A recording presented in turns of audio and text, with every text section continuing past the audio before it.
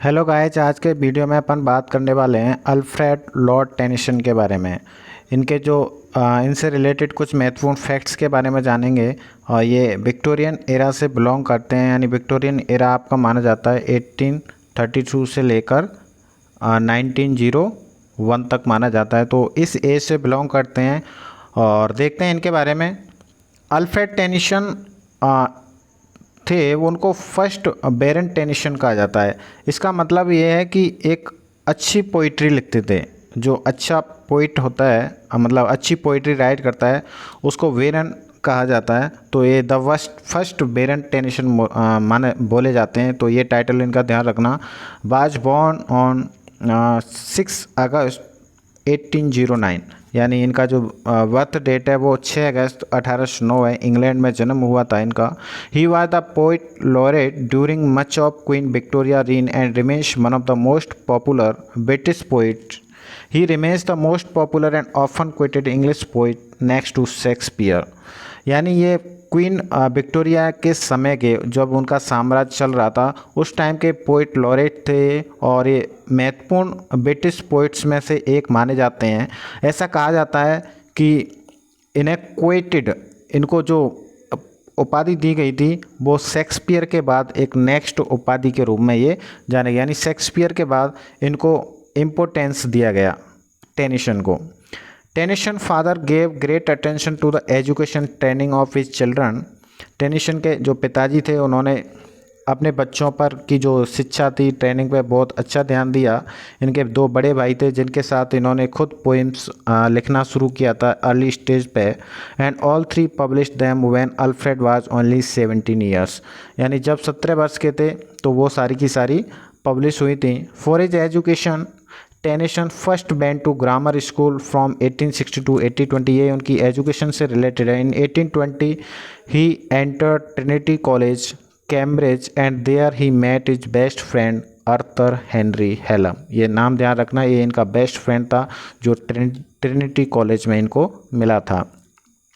In 1829, Tennyson was awarded the Chancellor Gold Medal at Cambridge for one of his first pieces, तिम्बुकुतु।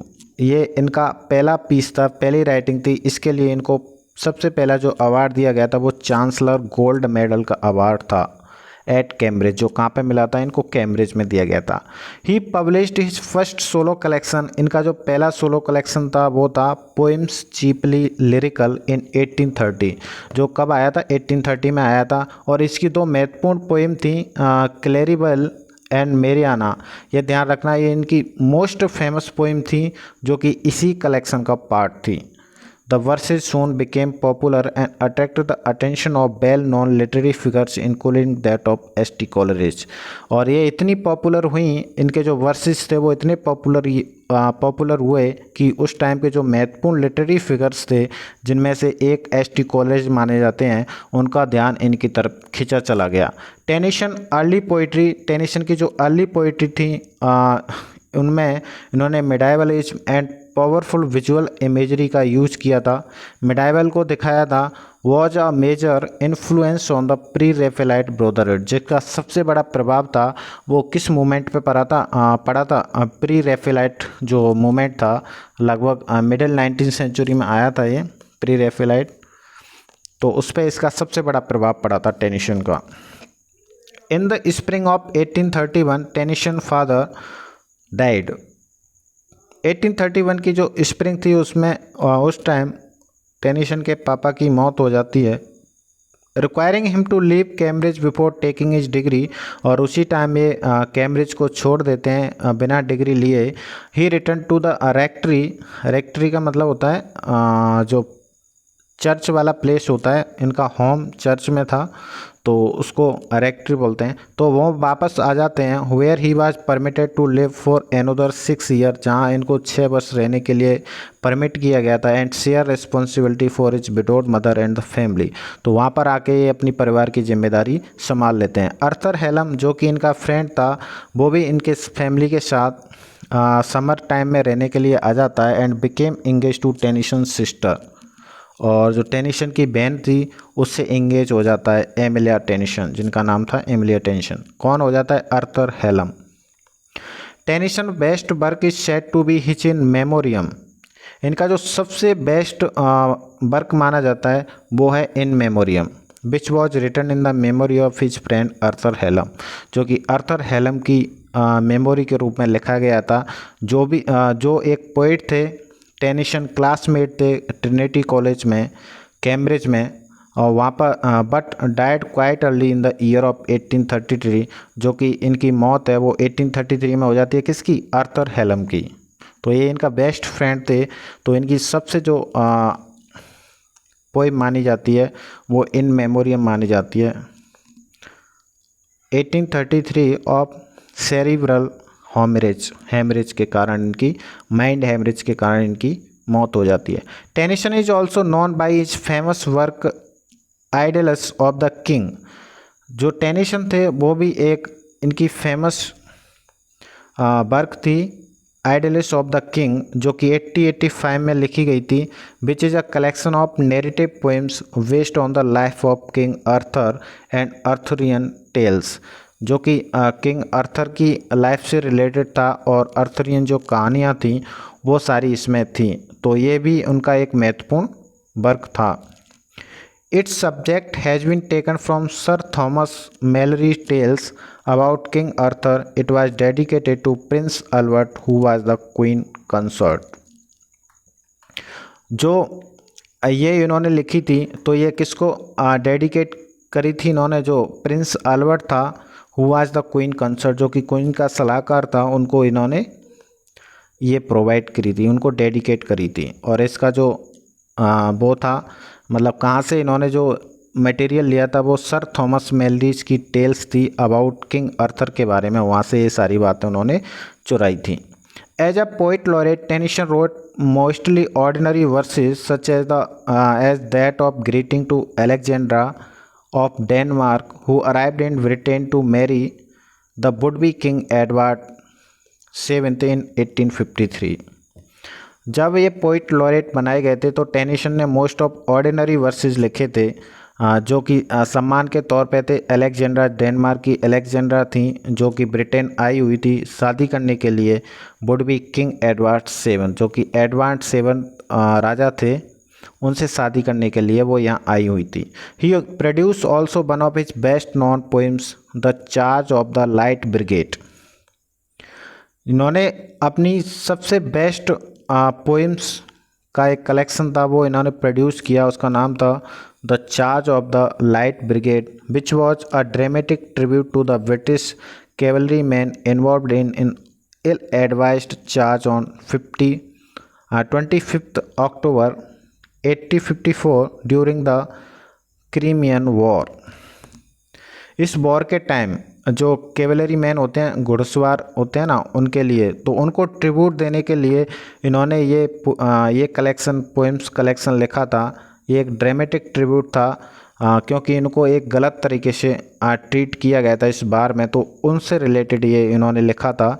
His other poems as a poet laureate include ode on the death of Duke of Wellington. इनकी कुछ other poems में poet laureate के time की बात है, तो ये ode आता है, ode on the death of Duke of Wellington and also ode sung at the opening of the international exhibition. तो ये इनके महत्वपूर्ण ओड माने जाते हैं।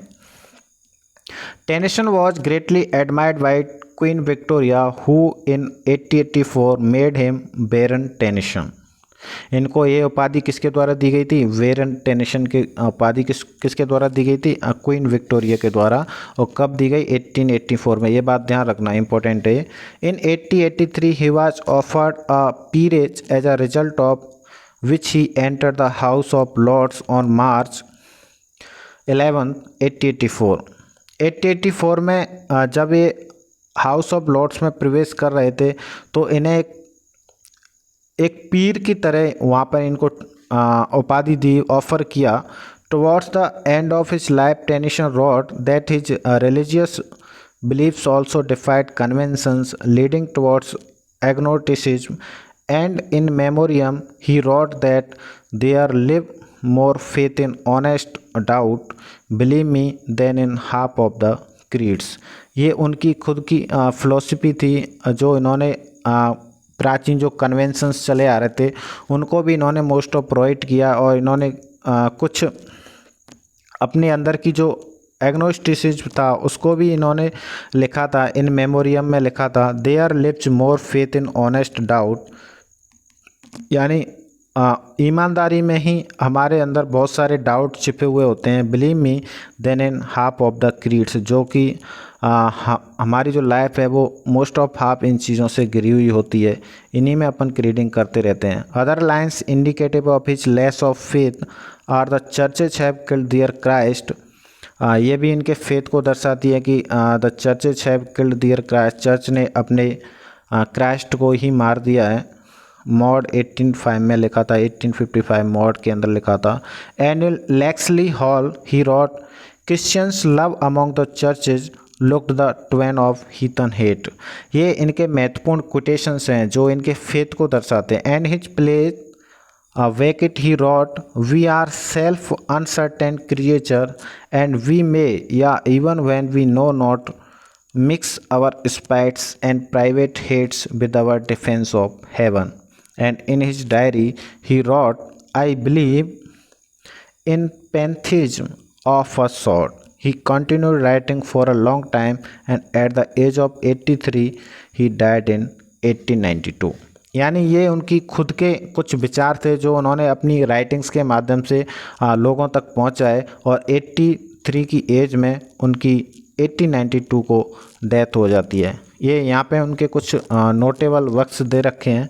पोएम्स चीपली लिरिकल, जो कि इनकी पहली पोएम थी, वो आई थी ये 1930 नहीं होगा, 1833 होगा। ये मैरियाना फ्रॉम पोएम्स, ये the lotus eaters, the lady of Shalott, Tithonus, Ulysses, the princess in memoriam, ये अर्थर हेलम पे लिखी गई थी इन्होंने। Ring out, wild bells, the charge of the light brigade, idylls of the king, composed 83 से लेके 1874 वाला जो इसमें लिखा है इन्होंने।